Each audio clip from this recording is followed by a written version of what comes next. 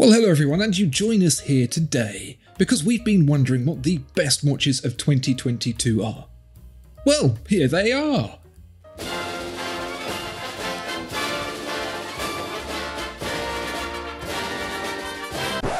Well, hello Tom, how are you doing today? Very well, thank you. Are you feeling in a positive mood? I'm feeling in a retrospective kind of mood. I always get like this at the end of the year.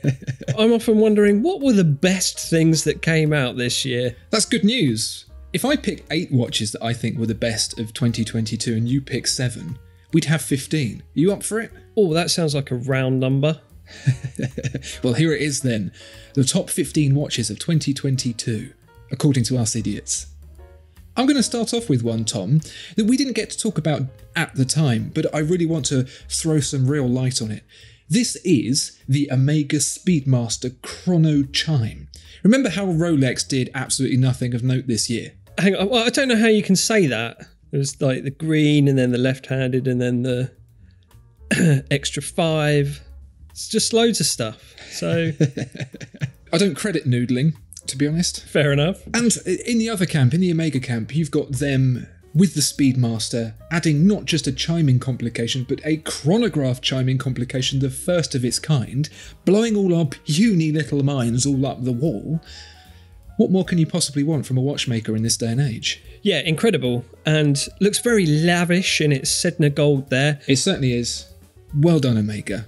You thoroughly deserve all the praise for this. And it's probably nice, after you got forced at gunpoint to make the moon swatch in conjunction with swatch, it's probably nice to show what you can really do. Yeah, don't want those plastic boys holding you back. Well, anyway, from one hunk of sparkly gold to another one, this is the Vacheron Constantin Historiques 222. A true icon of the 70s. It's a silky gold integrated bracelet type watch fair that we're all very familiar with. I think it's a really cool, fun watch. It's got a nice sporty feel, but still being, you know, all gold and sporty. It's quite a difficult needle to thread, but I think Vacheron's done it really well. It's a really cool watch. They certainly did. They Tom Cruised their way through that needle with bells on. How about this, Tom? What? Bulgari. Oh yeah.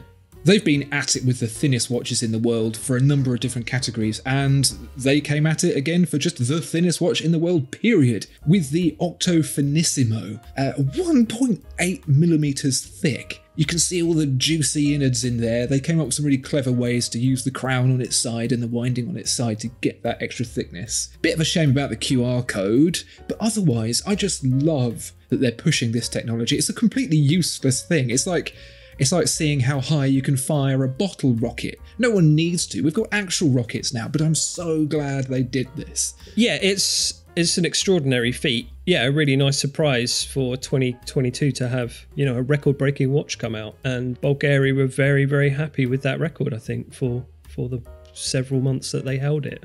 Oh. The QR code takes you to the Richard Mille page now, I think. Right. Yeah. What about the Tudor Black Bay Pro? This is a fun little watch, isn't it? Yeah. It's just doing its thing in a reasonable size at a reasonable price.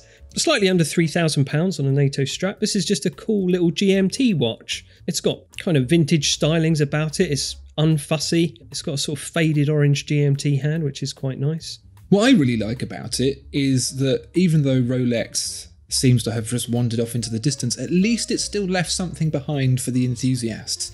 We've not been completely abandoned. They've gone like, we know that you like the vintage stuff and you don't like the shiny stuff as much, so here's a vintage one at a reasonable price with all of the bells and whistles. That's for you. Yeah, this is your everyday, no-nonsense watch for any occasion.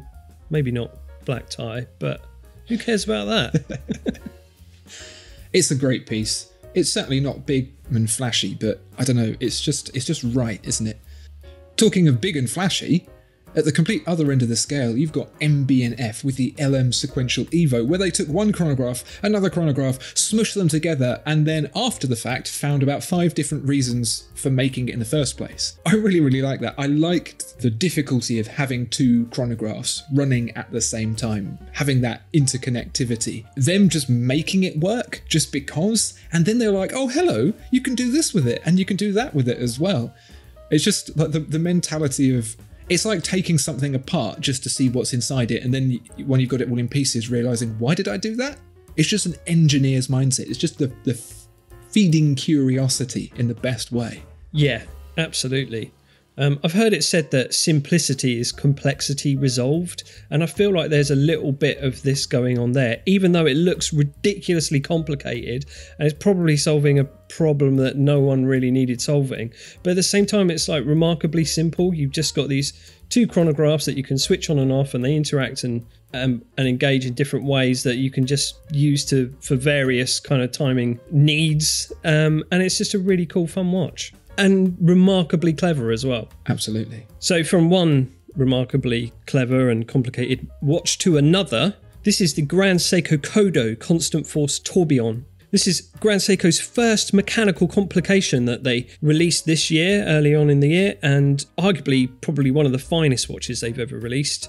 The watch features an innovative combination of tourbillon with a constant force mechanism. Now, I could get into how all that stuff works, but we haven't got time. Yeah. But the combination of those two things gives you absolutely mental accuracy. And it's, as you can see, it's all open worked and it's all finished to that extremely high level that Grand Seiko is famous for. And this watch in particular is just a really high watermark for them. So really exciting to see. I think Kodo in Japanese means heartbeat, but I'd like it to mean inception, because when you look at the tourbillon, there's these cages within cages within cages of things that are going around. And the more you look in, the more you realise it goes all the way down. Yeah. Talking of watches that make your mind melt, I remember we went to see Cartier at Watches and Wonders, and they had the usual dress pieces, the jewellery pieces, and yeah, all that kind of typical Cartier fare. And then they came out with the Masse Mysterieuse, and everyone exploded. This is a watch with a movement in the rotor weight. The rotor weight goes round and winds itself. The crown stays still, the hands stay still, but it's being driven by the movement, which is free to rotate. I still don't really understand it to this day. I know there's like 6 layers of sapphire in it. Yeah. And some witchcraft. Yeah. But that's about as far as I've got. And to be honest, that's as far as I want to get, because I love the mystery of it. I love the brain fart that I have when I try and decipher it and can't. And what a fantastic piece for Cartier to be making. People saying they're not a real watchmaker. Well, look at that and tell me they're not. Yeah. It's so audacious. That's one hell of a reply to any naysayers that Cartier aren't a proper watchmaker. We put the movement in the movement, so how about that? Another thing that we saw at Watches and Wonders, but I actually sort of forgot about. So this is the Jaeger-Lecoultre Polaris Perpetual Calendar. This is amazing, and it's a perpetual calendar complication neatly packaged inside the case of a sports watch. It's got a year, perpetual calendar, day, date, month, and 2 moon phase indicators, your regular and then one a southern hemisphere retrograde moon phase. And it's all inside a 42mm diameter case, and it's just ever so slightly under 12mm thick. And that's about 2mm thinner than a Seiko 5 sports watch. So it's actually incredible. And you know, I don't usually bandy this term around, but we're going to throw out the word grail and say that, you know, if I were ever to win the lottery, I think I'd probably just buy this and then drive my car into the sea, and that'll be me. Do you have that same dream of driving your car into the sea and ending it all as well? Yeah. It is a masterclass in packaging, isn't it? If Jaeger-Lecoultre is anyone, it's someone that can engineer things incredibly well. And putting all of that into this watch, without it looking OTT, still looking sporty but classy, all of those things together, it is a one and done watch for sure. Yeah. Complications like that can look a bit sort of classical, can't they? And a bit ornate, but this just looks straight up cool. Straight up cool. Talking of straight up cool, Tom, did you see, it's not an MB&F, but it is made by Max Buser, and he made the original batch in blue for all the people who'd helped him with MB&F. This is the M.A.D. 1. Limited edition, it uses a cheapy movement, but the whole thing has been taken apart, rebuilt, refinished to a high standard. Very affordable, I think it was a few £1,000s. For an MB&F type watch made by the guy that brought you those watches. It's just bonkers. The front is a rotor covered in loom that spins around. The reading of the time is on the side. It's huge, it's thick, it's ridiculous. I want one so bad. Yeah, I love it. It's awesome. The rotor weight looks like something you might get thrown at you while playing Mortal Kombat. It's really cool. Finish him. Well, it's about 10:30. Lovely. From some very complicated, very expensive watches to something a bit more down to earth. This is the Seiko 5 Sports GMT SKX reinterpretation. So the much celebrated return of the letters SKX and some sort of reinterpretation, which I can't really figure out what's been reinterpreted.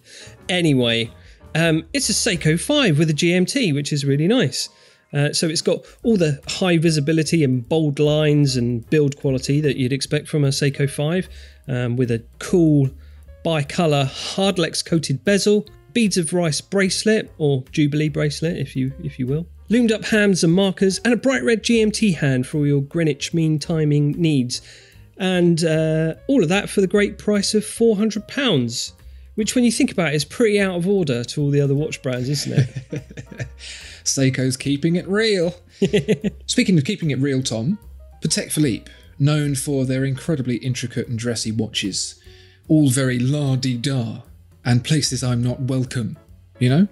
Yep. They released the 5226G Calatrava. Now, this is a watch I can get on board with. It's scruffy enough for the likes of me to wear and get away with it. It's got the famed, as you described it, tarmac textured dial. So I can only assume where Grand Seiko, they look out of the window and see beautiful mountains, Patek Philippe looks out the window and sees a motorway. Yeah, they got the car park. But nevertheless, it's just really nicely done. It's got those touches of luxury like you should have with the Patek Philippe, all packaged up in something that feels cash, you know, cash. Yeah, definitely. And I'm all about cash. Too much, if anything. Yeah. It's those warm tones as well that I find really pleasing, and I guess, yeah, there's something about that feels a bit more accessible and down to earth, isn't it? For sure.